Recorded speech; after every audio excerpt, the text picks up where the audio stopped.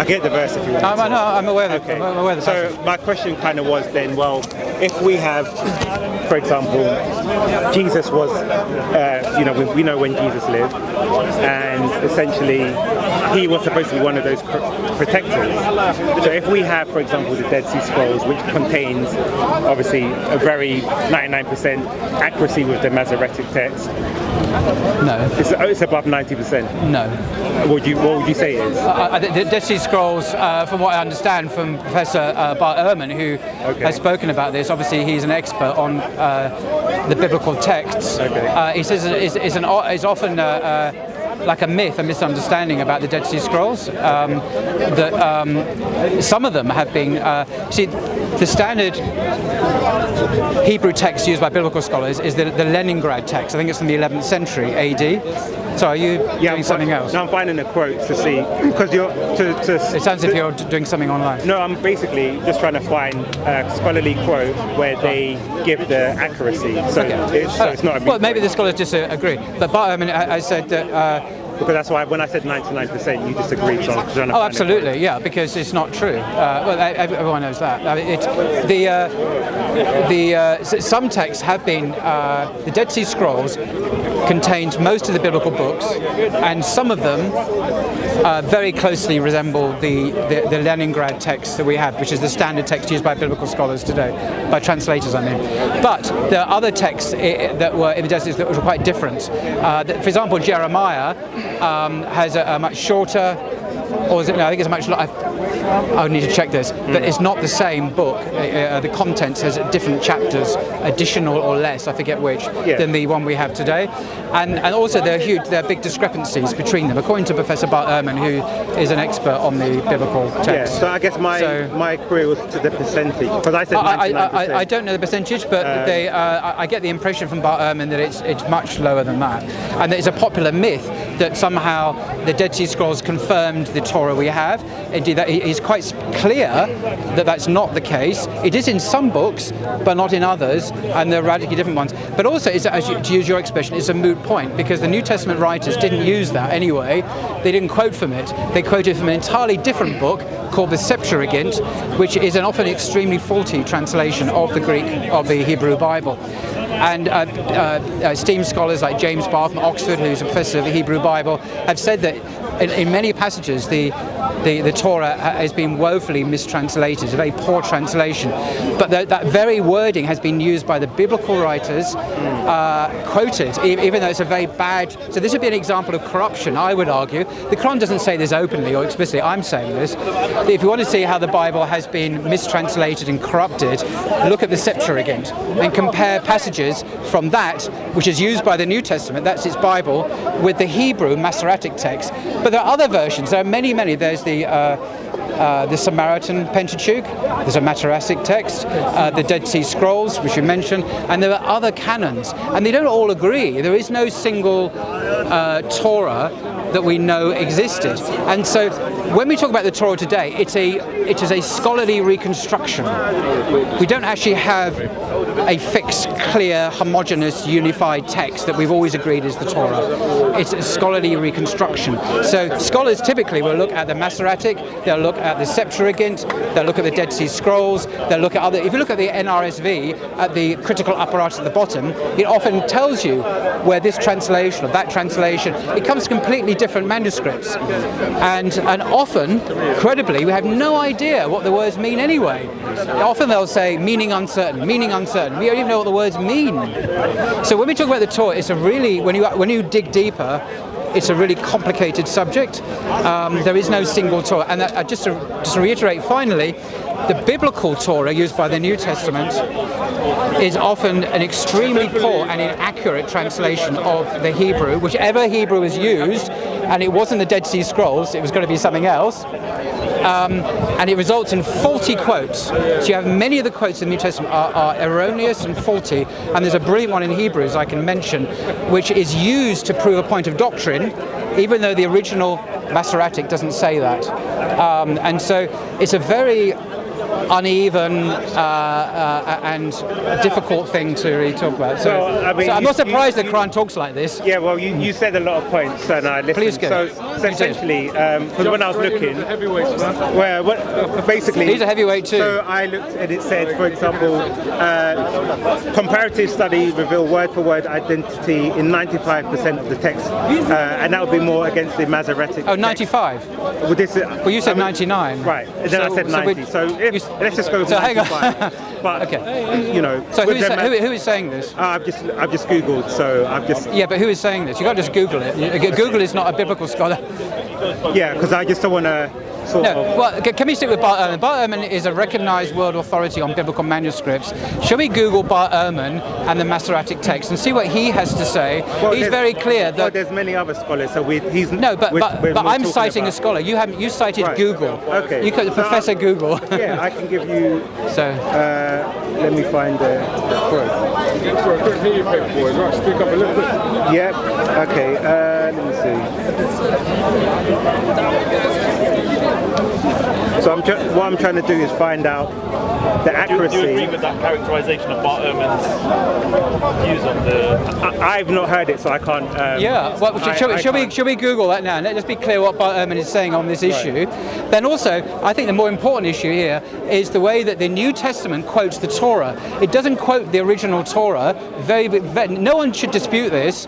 It quotes from a Greek translation, and the Greek translation, as scholars have been well aware, although most Christians are not aware of this, is occasionally really poor and mangles or misrepresents or even mistranslates the original.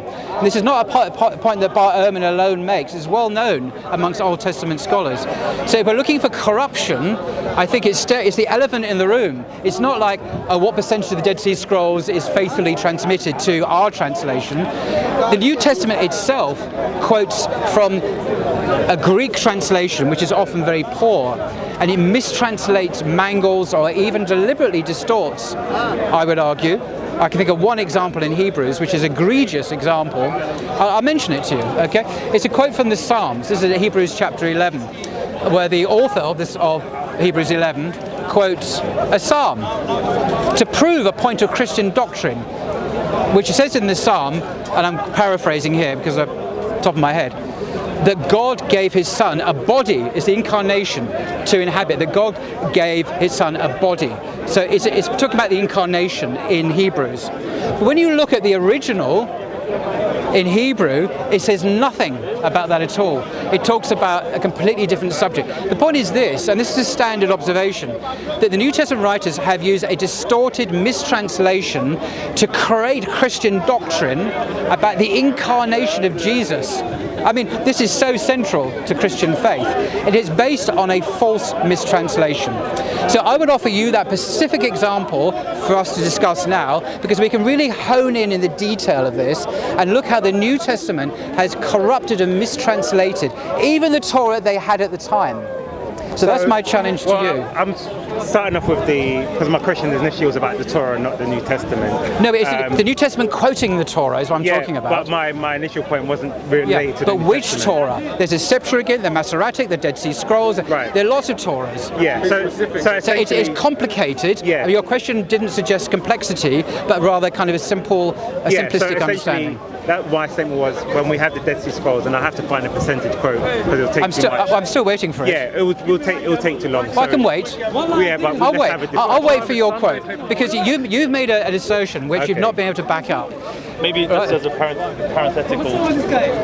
Yeah, so I said essentially 90-95% it matches up with the Masoretic text. I don't know any scholar who says that. That is very different because I've seen Quotes along those claims lines. like that, yeah. claims, yes, but I'm saying that scholars haven't said this. I haven't delved into who was making the claims specifically, but It's a common claim. You're absolutely right, but it's fake news. It's not true. the Dead Sea Scrolls are viewed very differently by Jews Jews in relation to the texts that they have versus how the Dead Sea Scrolls not to be it'll take too long because there's too many links. So Anyway, I'll be here too long because I've been looking already. No, Mike, we came back to what you asked me about the Quran teaches about corruption about the Torah. I'm saying that one example, they're not given by the Quran, which meets the Quran's allegation, is the well-known example in Hebrews chapter 11 where the Bible misquotes the Quran to prove points of Christian doctrine. Yeah. It's a really serious point, this.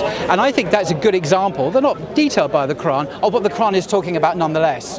And I'm offering this as something we can talk about now on camera to discuss what the New Testament has done to the Bible, the Old Testament, because it often misquotes it. And there are many examples. And Paul, for example, if you check Paul's quotes, this is the Apostle Paul in his letters, with the Hebrew Bible, in a good English translation, like the NRSV, what is striking about it, to me, is how often he misquotes it. He doesn't actually have, he leaves out phrases, or he gives a completely different meaning to it, or he lops off a crucial clause at the end. This is quite typical of Paul. Yeah, but so this is what the Quran's talking about. But my initial question, because I was more concerned with the corruption of the Torah. Yeah, so I'm talking about. Yeah, the corruption of the Torah in Christian writings. Yeah, but I'm not at the moment concerned about whether Paul misquoted something or not. So this is your New Testament. Yeah, but that's what I'm saying. I wanted to know about the corruption of the Torah, not whether Paul misquoted something. No, the question is, did the Jews corrupt the Torah? Yes. Paul was a Jew. Okay, you agree with that, don't you? Yes. So we have an example here of an actual known historical Jew corrupting the Torah, and we have evidence in your hand now in the New Testament. And I can prove it to you if you'd just like to check. We can do this experiment now. So what is your... So I've given you an example of Jews actually corrupting the Torah, and you say, I'm not talking about that. Paul was misquoting. Yes. It's easy to demonstrate. Right. So that's, again, but if he's misquoting, I'm talking about textual corruption. So am I. So am I. There is textual corruption. He's changing the text. No, misquoting, to be specific, what I'm saying is Muslims claim there was an original Torah. Yes. And at some point this got lost in history. Well, that's not what I said.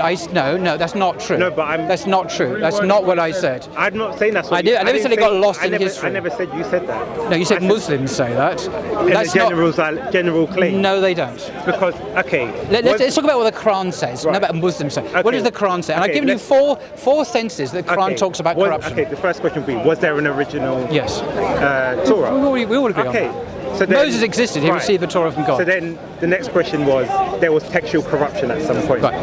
I'll briefly go through the four senses that as a non-scholar, I could be wrong, so I'm welcome Nazam to correct me if I get it wrong. The four senses that I understand the Quran is talking about this. One is the Jews orally corrupted it, tarif as it's called. And Paul, his own actions certainly come within this definition, where they verbally misquote or obscure or put their hands over passages. We know this from the narration that they did this. Yeah. Yes. Another sense is actual textual corruption. Absolutely right. Tarif and Nast is also included in that. My question was then, when did that part? During the time of the Babylonian exiles, were the Jews in Judea? Were they in possession? The remaining Jews, were they in possession of a scroll? Can I just finish up this? Because there were 4 points. The third one is, according to the Quran, an allegation made against the Christians as well, is that they have forgotten a good part of what they were taught to remember and to teach. So there's been a forgetting of the revelation as well, which is another form of corruption in my view, because you no longer have the complete version of the revelation. If people have just discarded it, forgotten it, it's no longer part of our collective memory. That's also a really important part of what I would call, you may disagree, I call that corruption. We no longer have the original text. That matters a great deal. The Quran claims repeatedly to be a muhaymin, like a quality control over the text that Jews and Christians do have, and to have guardianship over it. So it can tell you where these texts say the Bible teaches something. We know that it's true if it conforms with what the Quran says. If it contradicts what the Quran says as the final pristine, uncorrupted, unlost revelation, then we know what the Bible says is a corruption. This is the fourth way, okay, that we can tell when it's false or corrupted when it disagrees with what the Quran explicitly teaches. So for example, the Quran says, in my understanding, you correct me if I'm wrong, wrong, that Jesus was not crucified, although it appeared to them, the Jews, that he was. And what does Balaam say about that? Because you appealed to him earlier on as he's a sort of authority. What's his opinion on the crucifixion? As a secular atheist historian who does not believe in revelation, he thinks that Jesus was crucified, yes. Right, absolutely. Okay. So do you accept that? No. So why should I accept? Because I'm using my own critical judgment here. I don't slavishly follow scholars when I agree with them, but you or when they don't agree with them. To make an objection to me. Do you know, because as if he was my answer to that is, and it's not an answer he would accept, my answer to that is, God knows better than Bar-Ehrman. Okay, God knows better than Bar-Ehrman. Why are you giving me Bar-Ehrman as an authority? That's my whole Because point. on the specific question of manuscripts, he's a textual critic. That's his expertise. He was on the NRSV committee. He worked there with, Bruce Metzger, who was one of the most greatest textual scholars. God trumps Bar-Ehrman every time. Okay. Bar-Ehrman may be the most brilliant human being who's ever lived, but he's second to God. Okay. God knows better than Bar-Ehrman. Do you know why? Because God is timeless and has a perfect apprehension of everything that's happened in the universe. Bar-Ehrman is a fallible human being. And he has said, by the way, let me quote Bar-Ehrman to you on this subject. He says, all these historical judgments are probabilities. We cannot know with certainty. They're probabilities. And he's right. They are probabilities. They're historical reconstructions. So he doesn't know for certain. God knows for certain because God knows everything. He's omniscient. That's my reply. Listen, because I asked you this question, I'm just going to ask more after you. Do you believe at the time of your prophet that Jews were corrupting the Torah either verbally or both verbally and textually? Both. Okay.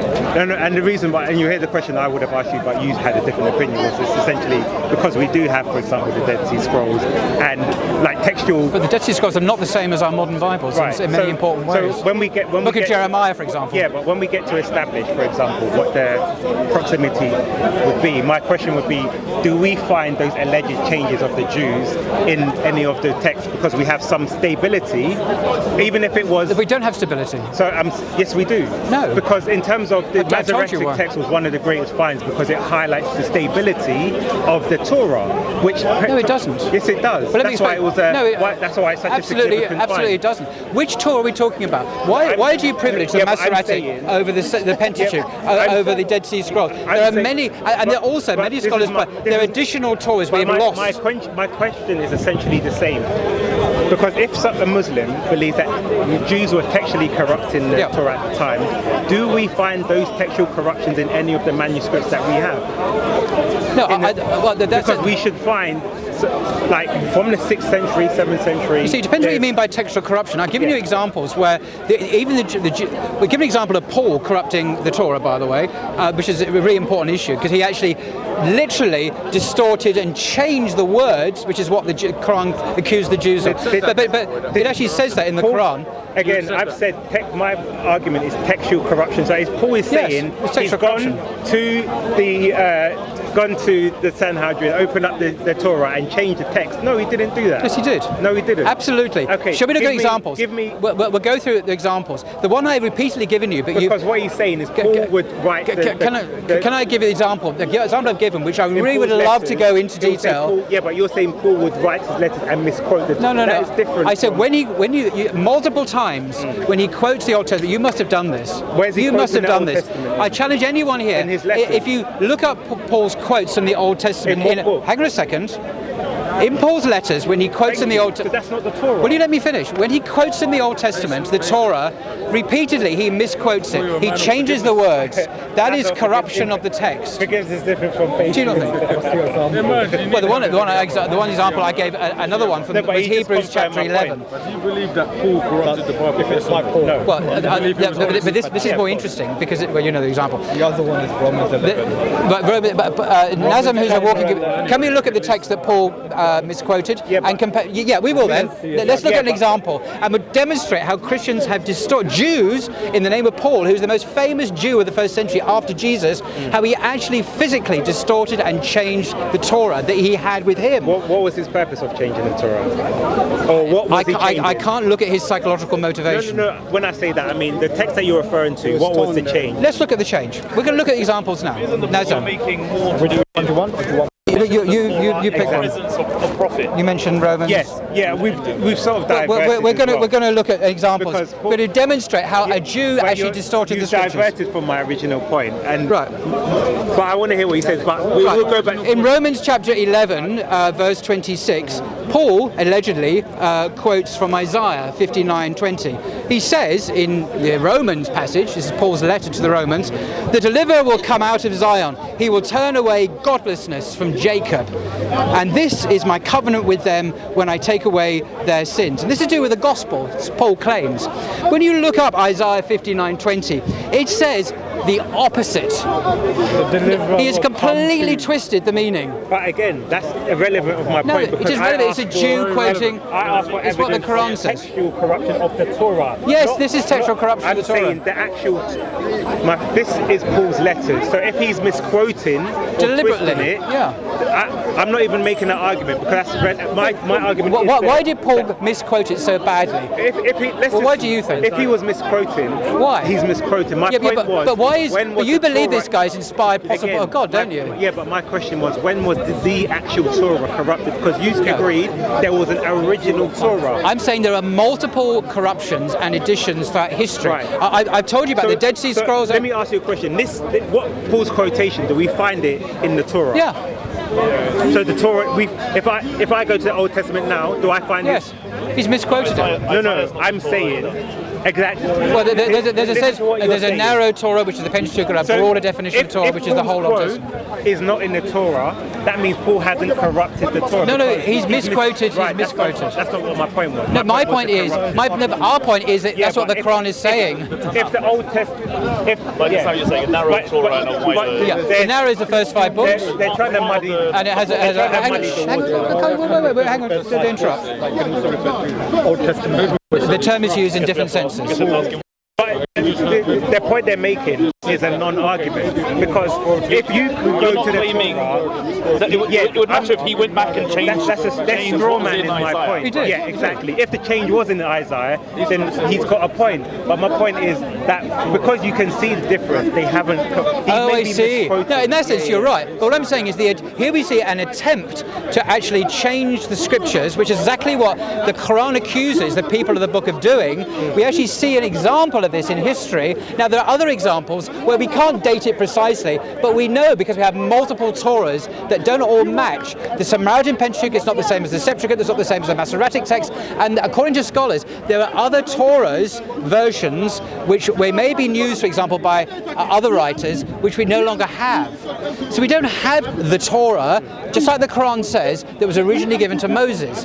We have different kinds of edited, corrupted, changed, forgotten parts of the Torah. And this is where my argument comes in, and I can go to the Quran where it says the prophets were the protectors of the Torah. Yeah, we know this. So therefore, Say that says the rabbis and the priests. maybe. Yes. Let me bring it up because if you go to the tafsir, it also expands on that. It includes the prophets. Did you look as up well. the I eyes? think Oh, you did. everything. Yeah. So therefore, because my point would then come to And if I can, Jesus yeah, was alive, I just want to look is he at then using another. the corrupt Torah, because if we have, for example, some of the scrolls and we can see the consistency in the text, because it's not wildly different. The Quran says God will teach him the Torah, so that implies that Jesus learned the Torah not from the rabbis, but he learned it from God. So what? So Implies it was corrupt, so God taught him. say that again. That implies that the Torah was corrupt. No, in his repeat time. from the beginning. Because the Quran says in chapter 3, God would teach him the Torah, so that implies that the Torah must have been corrupt. So which did is why Jesus God teach the told him- people that the Torah was corrupt? Well, for example, when he cites the passage from 1 Samuel, he says Abiathar was king. No, but I'm saying according to the So Bible. that implies that Jesus is quoting a different Torah from what 1 Samuel 15. Yeah, but then if you're saying Jesus, but so you're conflicting two different things because you just said that Allah taught him the Torah. So then if Jesus is misquoting the Torah, how could Allah have taught him the Torah? You can't use two different. It's not sources. misquoting. But how do you know Jesus misquotes the Torah? said How do you know Allah he taught misquoted? him, gave him Jesus the Torah, so therefore it would be accurate. Yes. But then if you're going to the Bible and saying that Jesus misquoted, then So the gospel writers are not eyewitnesses of Jesus' ministry But anyway. because I'm using your Jesus disagrees. Yeah, but The Jesus of the Gospels disagrees with the Torah that we have present. Yeah, but I'm more He's quoting referring- a different version of that. You know when he says But I'm appealing- Abiathar was high priest at Yes, the time yes. when David. Oh, yeah. But if you look at the Torah, it doesn't actually say that. It says someone else. So who's getting it wrong here, the Torah or Jesus? So I'm appealing to the Quran. Yeah. So that's why I'm asking these questions. Can I share to you an example So where can I just finish my Okay, point? Because I yeah. think you lost my point. My point was, and if you want me to bring up the references, I can. My point was the Quran says that the prophets were the protectors of, including the rabbis. Say that. Where does it said say in that? the Tafsir, you said in the commentary. Yeah. Can you That's quote the meaning of it? Can you quote from the Quran itself and not your memory of what it might have said? Do you want me to get? Well, that's what I've just asked you to do. And while you're doing that, I'm going to share with you the actual quote from what is traditionally seen as a letter of Paul, Hebrews chapter 10, not 11. I got the chapter wrong, but the example is there. For according to the author, for this reason, when he came into the world, he said, this is Jesus, sacrifice and offering you did not desire, but a body you had prepared for me. Right? So according to, and this is a quote from the Psalm 40, verse 6 to 8. But this is a quote from the Greek translation, all right? So this is the incarnation of Jesus. A body you prepared for Jesus. The Son had a body prepared for him. Now, as this Bible, this is a Christian Bible, by the way, produced in the United States. As this Bible itself admits, this is cited according to the Septuagint, yeah. But if you look at the original reference in Psalm 40, can you see where it is there? Yeah, Psalms 40 verse 6 to 8, according to the Septuagint. There we are. Yeah. There we go. The original says, the Masoretic text, yeah, the Hebrew says, instead of saying, a body you prepare for me, it has ears you have dug for me. Ears that you have dug for me.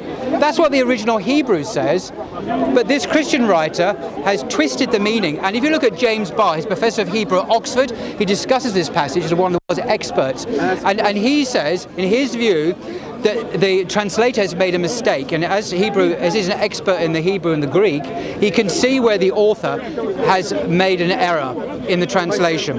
But the point is that this passage, which supports the incarnation of Jesus, is fake. It's not real. It's this translation. So let me just. Thanks. No, because I've got to go back to my original point. I'm asking you a question now. How do you respond to that? We're jumping because I said I'll. Can you answer that point? I won't, and I'll tell you why. You won't? I'll tell you why. But you see, we're answering your questions. Yeah, I'll tell you Can we why. have a bit of to and I fro will here? tell you why. Can you for once answer one of our questions? I will tell you Can why. you I answer won't one of our respond. questions? Why won't you respond? Yeah, let me speak. Well, respond then. Can I speak? Yes. Okay, I'm telling you why I won't respond first, because you asked won't me respond. to read the verse. So I'm going to read the verse first that you asked me to find. Okay, fair enough. Okay. And then you'll respond to that, yes? I missed it because I was looking for the verse. Well, I'll repeat it. Okay, I had to repeat it to you. I had a question because Well, you see, I'm in the middle of a because now, discussion, let me sorry. read the verse that he asked me to read. And then you'll It just says, address this one. Indeed, we sent down the Torah, in which was a guidance and light. The prophets who submitted to Allah judged by it for the Jews, and as did the rabbis and scholars by that which they were entrusted of the scripture. So here again, I'll just read it again. Indeed, we sent down the Torah, in which was a guidance and light. The prophets who submitted to Allah judged by it for the Jews, as did the rabbis and scholars by that which they were entrusted of the scripture of Allah. And this is from Sahih International. So it doesn't say the Translation. prophets were given that task. That's not how I read it. That's not what you claimed it said at all. So the prophet, You- if I said I'll go into the tafsir as well. No, But- no. I want you to look at the Right. So, okay. what you've just said. So That let's start- says is not Right, what you let's start with the claim. exegesis of the text. Indeed, we sent down the Torah, in which was a guidance and light. The prophets who submitted to Allah judged by it for the Jews. So Now, I don't understand that English. Can we have another translation? Have you got No, another one? understand English. No, I don't. The English is very poor. The translation is not very good. I'll give you pick. No, don't give me Pickthall. That's a Victorian Which one did translation. you like? Which Any one? any modern Yusuf translation. Ali. Yeah, I've got a Here we are. We'll go with that one. Yusuf Ali. No, that's not. That's the 1930s. That's exactly 100 years ago. Look at this original. Can we have a modern translation? Come on. We would choose the translation. 544. Let's use a modern translation rather than these archaic. Whose Bible did you read from? Because you picked that as well. This is a modern Bible. This is a modern Bible. So, which translation do you like? We've got one. Do you want to read it out now? Which translation is it? It's a modern one. Study Quran. Okay. Truly, we set down the Torah, wherein is guidance and light, by which the prophets who submitted unto God judge those who are Jews, as did the sages and the rabbis. Is that any different from what I read? Sorry. Do you know what? Please read a Sorry, trying different to read version this. because Paul said he didn't understand that, which is exactly what I read. Sorry, I was interrupted. Please Can we? go to a modern translation. No, because he put his hand over. I was trying to read it. He Because he intervened. said he didn't understand. I It's didn't understand exactly your the same as what I- translation, no. It's exactly the same. Can we just back off for a second? Okay. In accordance with That's with it. to which they were witnesses. Fine, I understand it now. Yeah. From someone using the New Testament.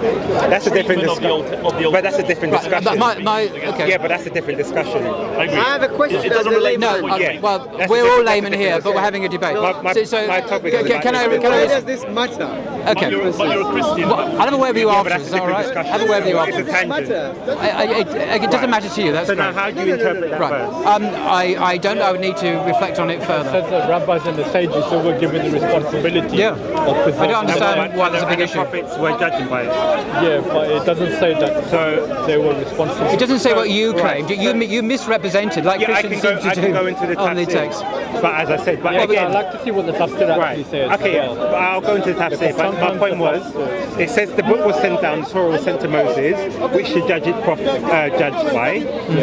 So that means you had a continuity, which would have gone all the way to Jesus. So if you had the book from Moses, there's a continuity of something called the Torah, which went all the way to. But what is your point? Jesus. I don't understand why this is significant. Because you keep So- going so- on a so tangent, what? and